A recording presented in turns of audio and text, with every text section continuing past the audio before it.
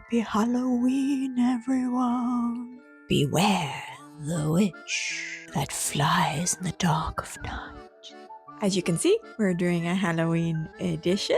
I love Halloween. It's my favorite time of year because you get to basically dress up as something else and be someone else. And that's really nice when you have something like CPTSD because you're always just so uncomfortable in your own skin. And it's just really traumatic. It's being scared, but you're expecting it to happen. And so therefore it's not scary. But I do find it quite funny when people, even though they know that they're going to get scared, still literally jump out of their pants because they are so scared. I love it. I know for some people that Halloween can be really difficult because you've got people wearing scary outfits, scaring one another, and people suddenly jumping in front of you and going, ah! That can be really terrifying, especially if you have something like CPTSD or PTSD. It's very important to understand which kind of person you are, whether you're the kind of person that really enjoys just getting out of your own skin and just being scared with everyone else and just feeling normal for a little bit, or whether you are the kind of person who it has the opposite effect on you.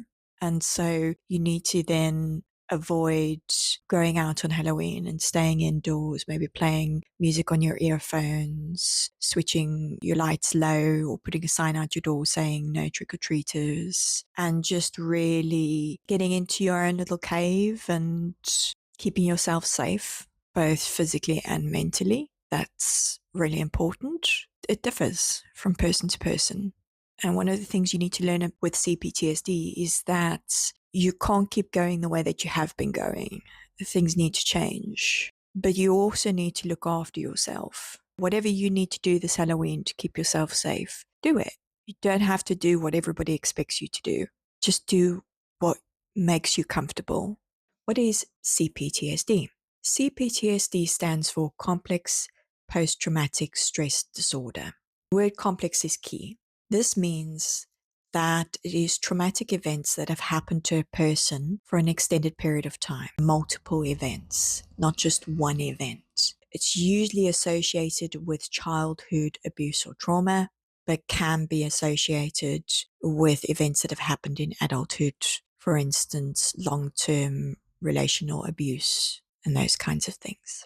Multiple traumas that happen throughout your life, which affect how you live in the world.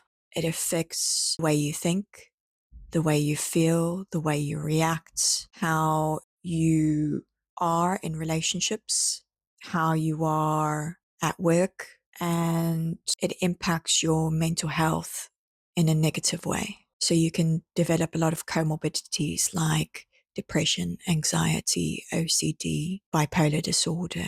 There are lots of different things that can be associated with CPTSD. And a lot of times when you have it, just dealing with the OCD or dealing with the depression is not sufficient. You have to deal with the trauma, the underlying reason why you have depression or anxiety. Once you figure out the core memories and situations that cause your CPTSD, you're then able to process the emotions around that and are then able to make more informed decisions as to what you want to do with your life moving forward. No longer be controlled by your trauma, but you are now in control of your trauma. It's no longer dictating how you react in situations, the choices that you make, the way that you feel about yourself. You are now in control of that. And you're saying, hey, trauma, wait a minute. I know that you were there to protect me when I was going through those situations, and I really appreciate that. And that was important. It kept me alive. But I am now an adult, and I now have the tools to be able to make those decisions for myself in a much more informed way. I am able to tell when I am in danger, and I am able to react appropriately in that situation. It's about taking control back, not being controlled. So let's have a look at our signs and symptoms. I've got a little short here, just so that I can read them off, and then we'll go through each one and we'll have a discussion about them. So the first one is difficulty controlling emotions. The reason why this happens is because as a person who suffers from CPTSD, what your brain does is it doesn't process the emotions around the situation, because the emotions around the situation were too overwhelming for you to be able to deal with and still, let's be honest, stay sane and stay safe. You need to understand that that was important at that time, but now it's unhelpful. Now it affects your day-to-day life. Those emotions that you didn't process when you had the trauma, they're still in your body, they're still in your mind. They haven't gone. They've not been processed. They're just stuck and they fester. It's okay to be emotionally dysregulated when you're suffering from something like trauma, but it's also important to understand that that is something that you need to address. One of the biggest ways that you can address that is through learning about emotions, what emotions are, what they do for you, how to process them, and then make sure that you are getting in touch with your emotions and you're processing your emotions. But make sure that you're doing that in a safe environment with a professional who is trauma informed and can help guide you through that process, because feeling the emotions of the traumatic situation to process them can be traumatic in itself. And it's important to make sure that that doesn't happen. Therefore, you need to be doing this with somebody who is experienced. However, the psychoeducation you can do on your own through reading books, watching YouTube episodes. There are a lot of really good content creators out there who talk about emotions, and there's a lot of research out there as well if that's what you like to look at. And that's one of the biggest things I had to learn.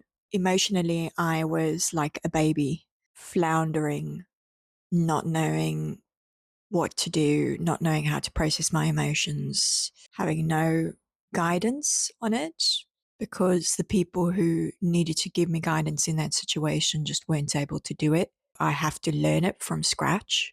I'm not blaming those people. I'm just stating the facts. It's important to acknowledge that this is something you're going to have to learn and work on. And that's okay. Even now, I still work on it 2 years into my recovery. I work really hard on understanding emotions and not logicalizing my emotions or disassociating from them, but really sitting in the emotion when I feel it, allowing myself to just be, to just feel. That is really hard even now, but it's a lot easier than it used to be because I understand more about emotions and I understand the importance of those emotions. And so I know that this needs to happen, and therefore I do it. I think that's one of the biggest hurdles with recovery, is not understanding the importance of the things that you need to be doing to look after yourself and manage your condition. Once you understand the reason behind why you need to be doing what you're doing, it's a lot easier to motivate yourself to do it. It's not easy, but it gets easier. The next one is preoccupation with an abuser. What this means is you're so focused on the person who abused you, how they're feeling, what they did, blaming them, trying to understand them, maybe trying to pacify them still, wanting their love and attention, and seeking to understand. It's difficult to acknowledge that you are being abused or have been abused, because when you do that, it makes the person accountable for their actions. If you acknowledge that they're accountable for their actions, you then can't hold on to the shame that you have been holding on to for most of your life. Even though shame is damaging, in a way it's comforting for a person with CPTSD, because that's what you've had most of your life. It's been your friend. It's not been a good friend, but it's been your friend throughout your life. It's scary to acknowledge that the shame is not yours. Sometimes that can be really hard, especially if the person is a parental figure. And you will go through a grieving process when you acknowledge it, you'll grieve the person they could have been.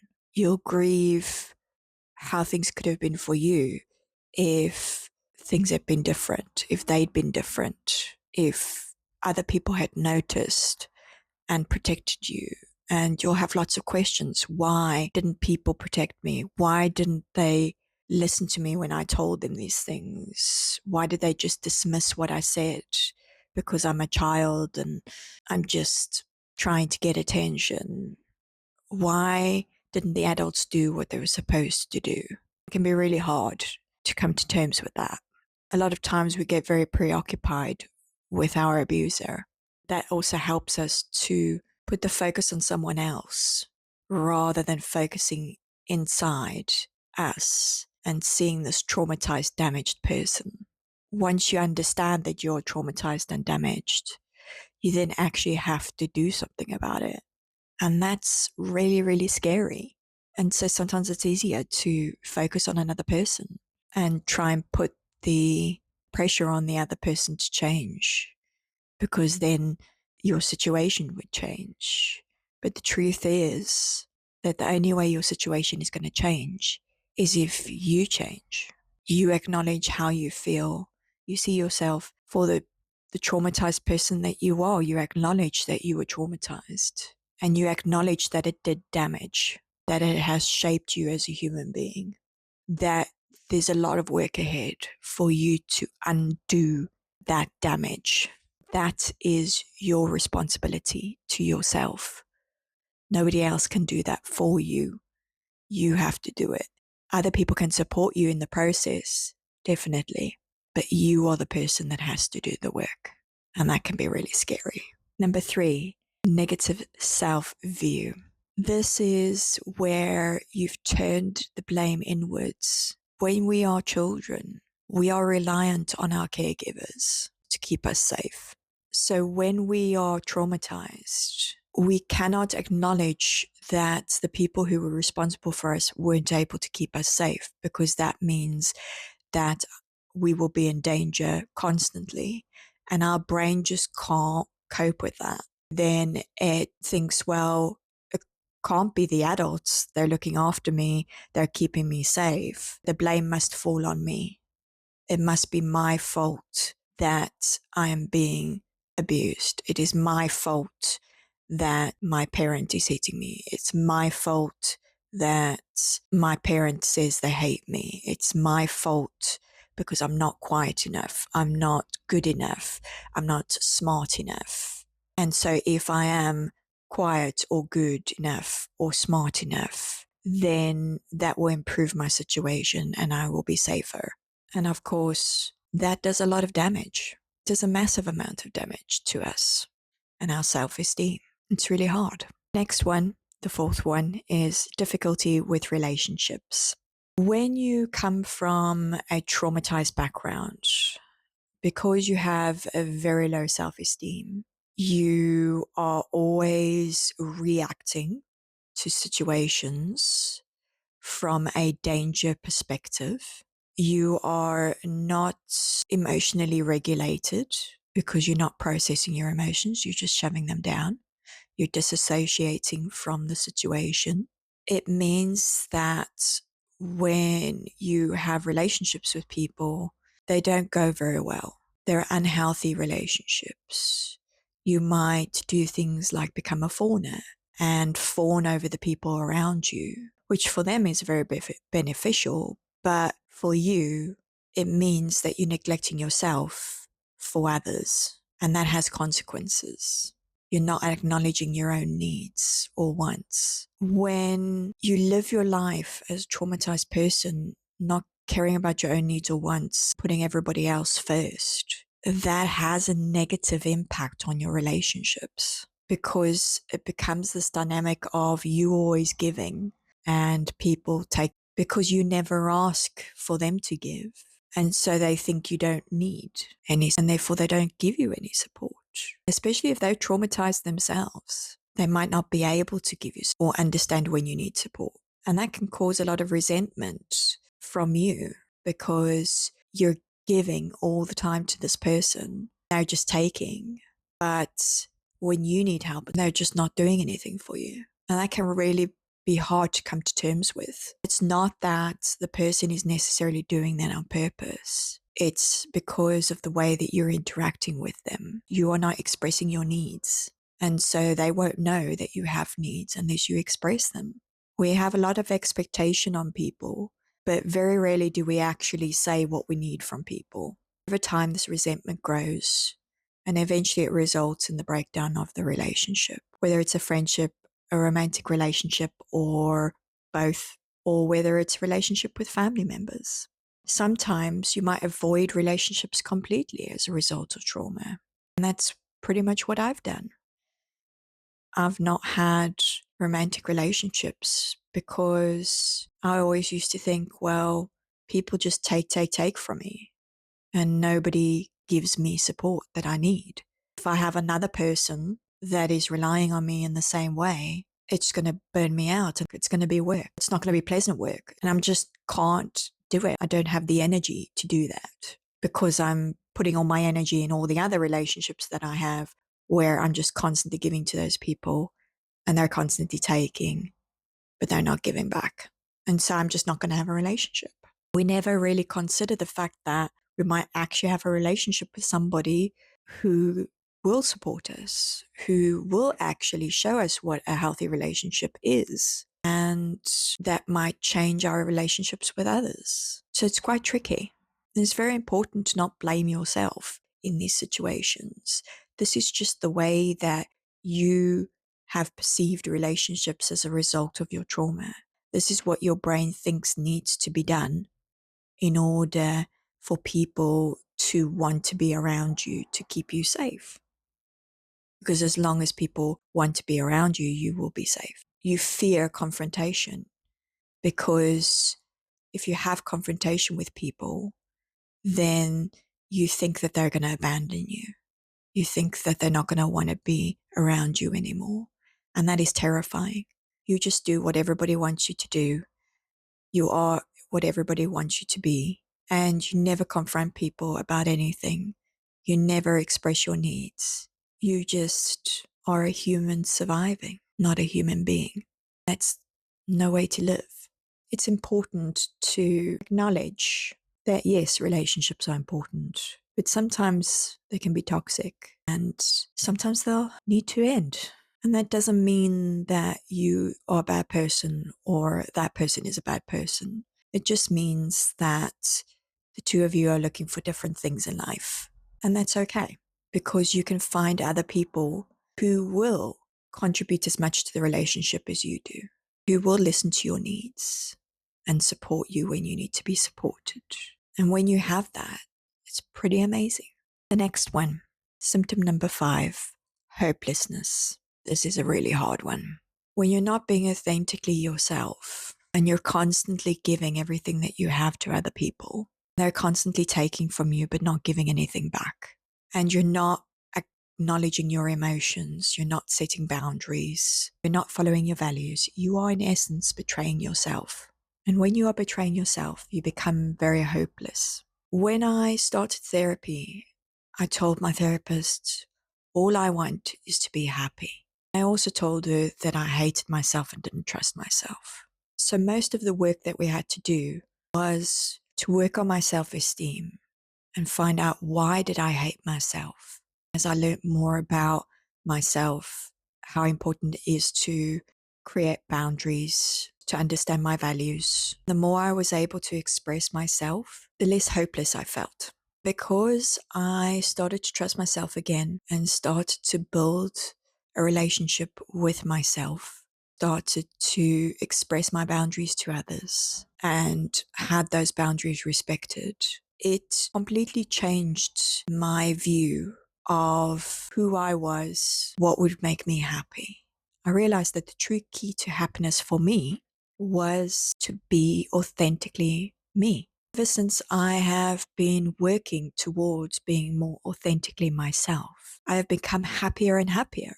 I've learned a lot about myself as well. Hopelessness comes from a place of not respecting yourself, not listening to your own needs.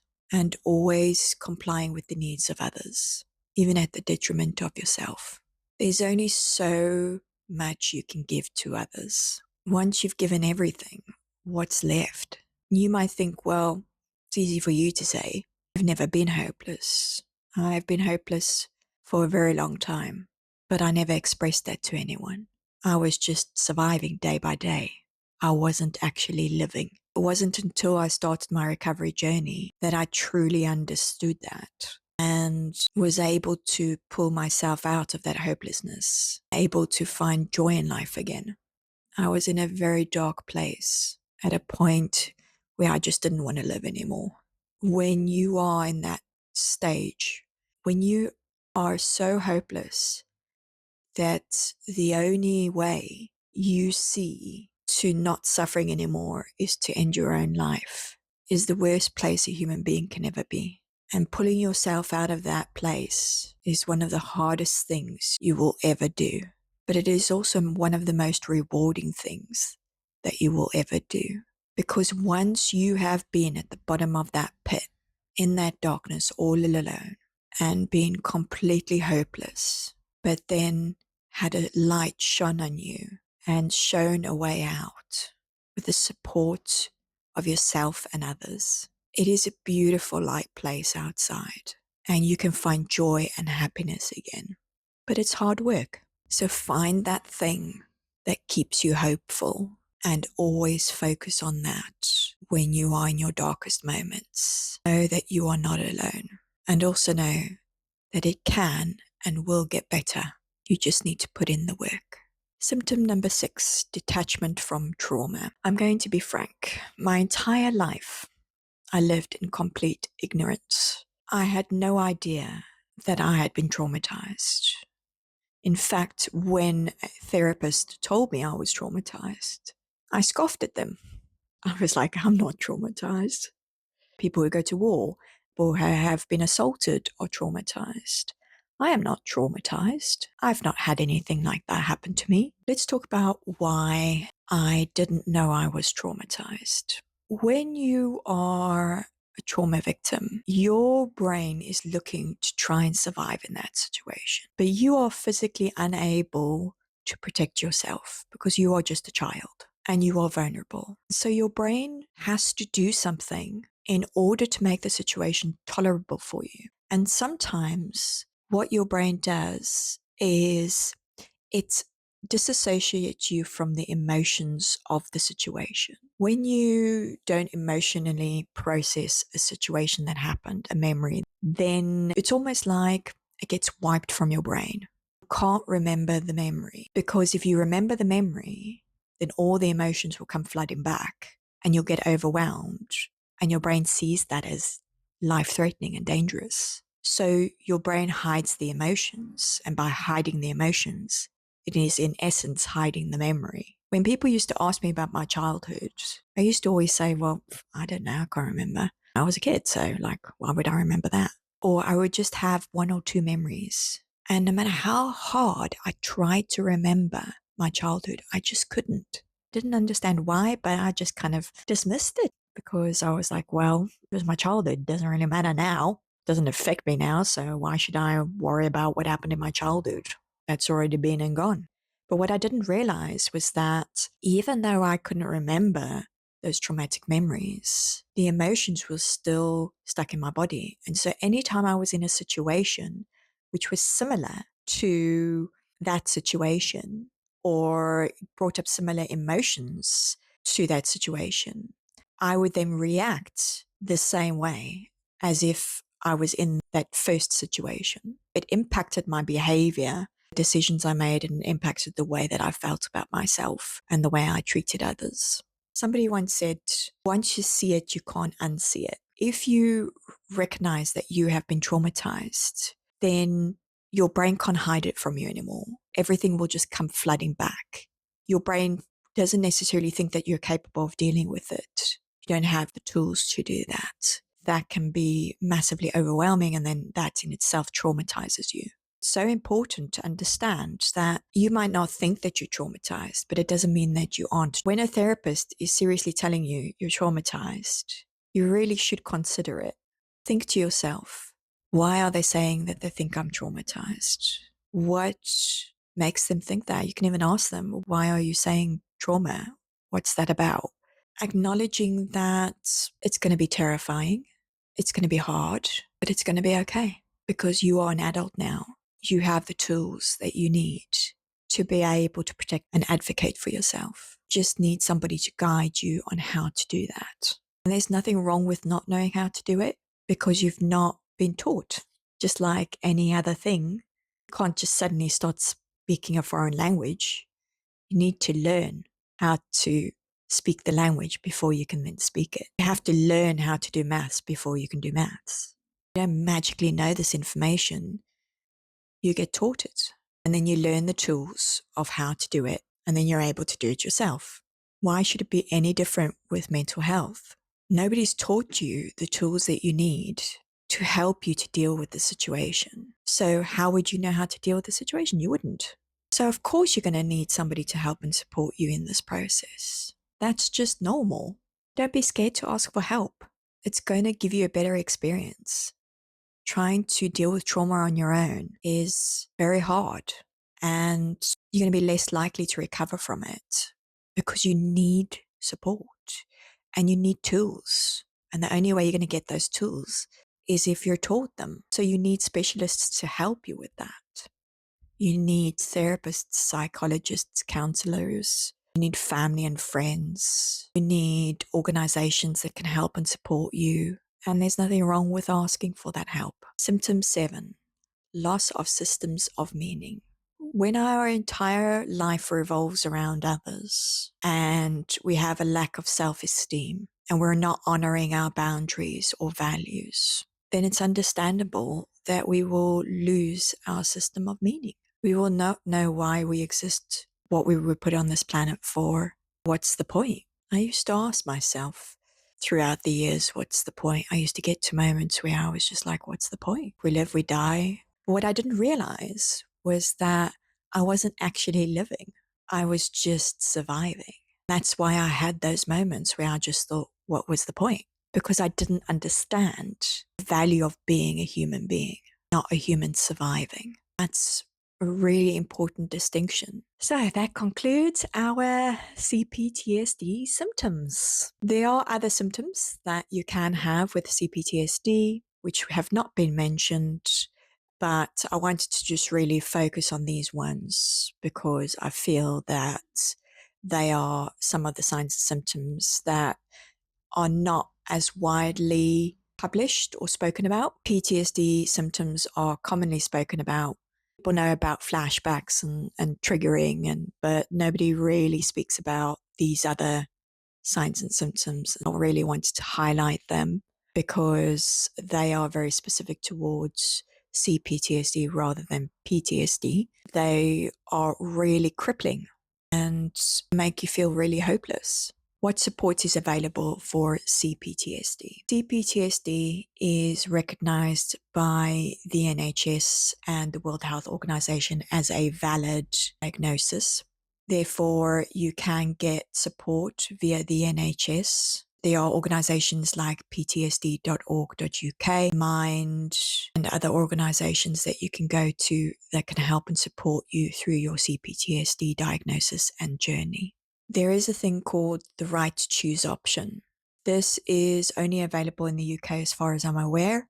It is when you go to your doctor and you request that they refer you on the right to choose program because you think you have CPTSD. They will obviously want to do an initial assessment. They will ask you why you think you have CPTSD. You can list the reasons why you think that is the case. Then they will do a referral via the right to choose. What they'll do is they'll tell you to look up the right to choose options that are available for you in your area, and they'll ask you to choose a provider that you prefer, and then the provider will have forms that you need to fill in, and then once you've filled in those forms, you take them to your doctor. Your doctor will then sign off the referral, and it will then be paid for by the NHS.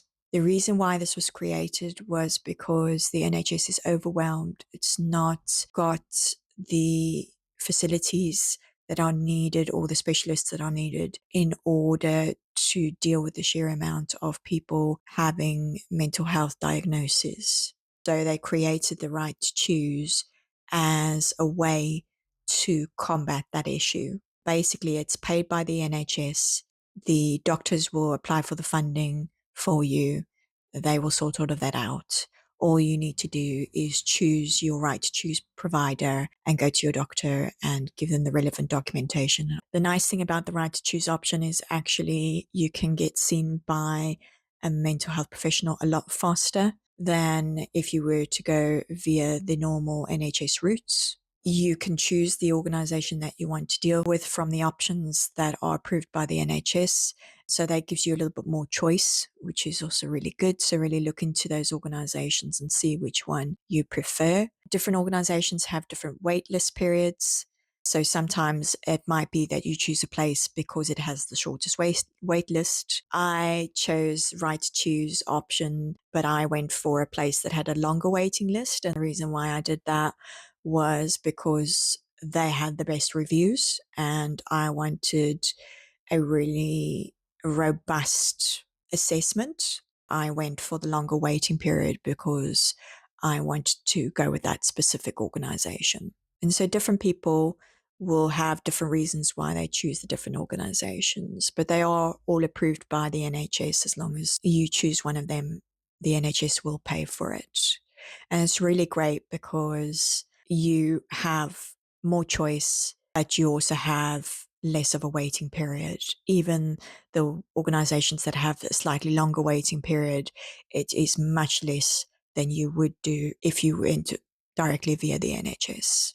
On average, via the NHS, you're looking at around 6 months up to 18 months waiting list, whereas with other organizations, sometimes it's 6 weeks, 8 weeks waiting period. So massive difference. Sometimes doctors won't want to refer you to right to choose because it costs their practice money, or they think it's going to cost them too much money. A lot of doctors don't know about the right to choose option. Sometimes you have to educate your own doctor on the right to choose option and that it is funded by the NHS to get them to actually refer you to the right to choose. Luckily, my doctors knew about the right to choose and they were actually the ones that told me about it. So hopefully your practice will do the same. They will be informed and able to understand what you're asking for and will be able to help you with that process. However, a lot of doctors do not know about this. It is not through a fault of their own. It's just that they haven't been taught about it. And so it's really important to educate them about it because if they're not offering it to you, they're not offering it to others either. By educating them on it, what you're doing is then, in essence, helping other people because when another person comes in with a similar problem, the doctor will remember your situation and the right to choose option and they will recommend that to that person. That can be very helpful. Frustrating, but helpful. So that's what the right to choose option is. The other option that you can go if you don't want to do right to choose is if you do a self-referral through the NHS. So go onto the NHS website, you look up your local mental health services that the NHS uses for your area. You then go onto their site and there'll be an option to fill in a self-referral form. You send that in and then within a couple of weeks, they will contact you and have a telephone discussion with you about what you need from them. Then they will make the appropriate recommendation. Nice thing about that one as well is, again, it is a shorter waiting period that can take around 3 months to 6 months, still shorter than the NHS waiting. A lot of times doctors will actually tell you to do the self-referral rather than referring you themselves. It's not because they don't want to refer you or they're being lazy. It is because the waiting period is less than if they referred you. So a lot of doctors nowadays will say to you, do a self-referral to your local mental health services because you'll be seen faster. You will need professional help. It is very complicated. There are a lot of elements there. There are relationship issues. There's thinking and belief issues. There's unprocessed emotions, which will have to be processed via things like EMDR, for instance, or trauma-focused therapy.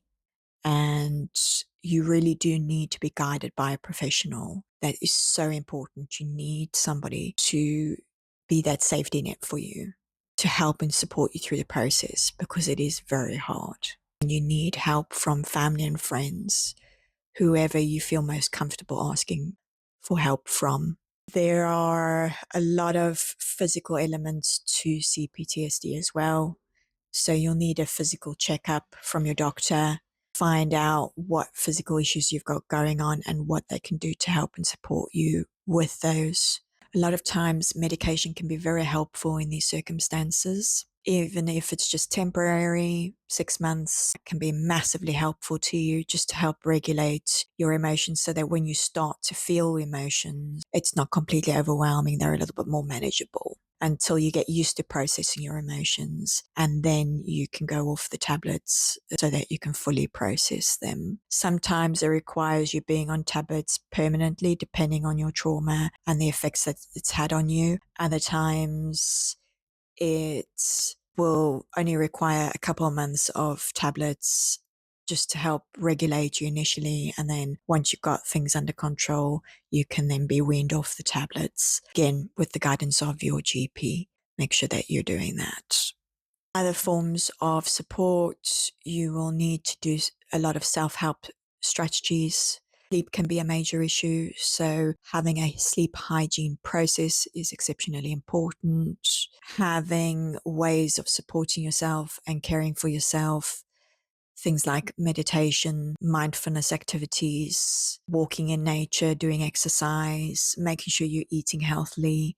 You don't need to diet, but you do need to make sure that you're eating all the right things to make sure that you're keeping your body healthy, so that it's then better able to process the trauma.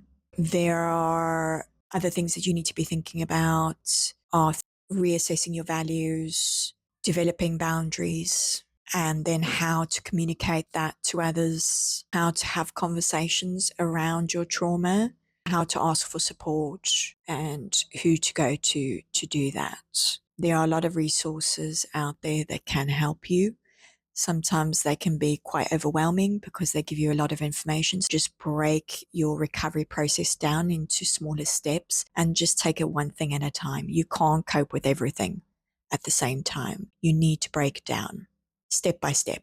And if you do that, then it makes it much more manageable. It's manageable, then you're going to be more motivated to keep on your recovery journey. The easier you make it for yourself, the more likely you are to recover. Recovery can look different for different people. And the last most important thing that I would like to mention is compassion. Showing compassion towards yourself and understanding that this is going to be a very long process. You are undoing years and years of trauma. It's not going to happen in just 2 months or 3 months. It's going to take years. But every month you will see improvement. Things will start to get better. Little bit by little bit, it will improve.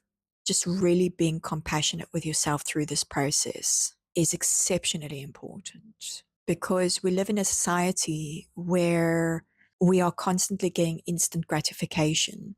It's really hard for our brain to wrap around the fact that this is going to be a really long process. We will have moments where we'll think, oh, I'm fine, everything's okay, I'm healed, I'm cured, I'm not traumatized anymore, everything's hunky-dory, I'm going to live the rest of my life carefree.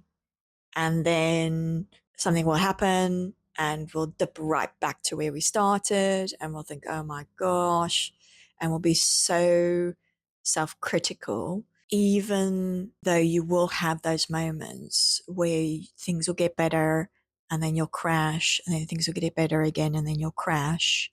That is normal. It's a normal part of the recovery process.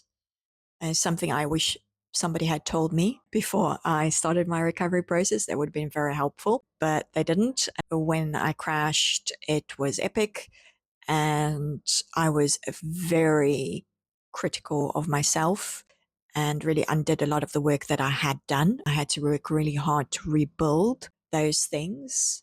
Whereas if you understand that you're going to have highs and lows and it's going to be this roller coaster ride, you will start to be able to manage the dips better.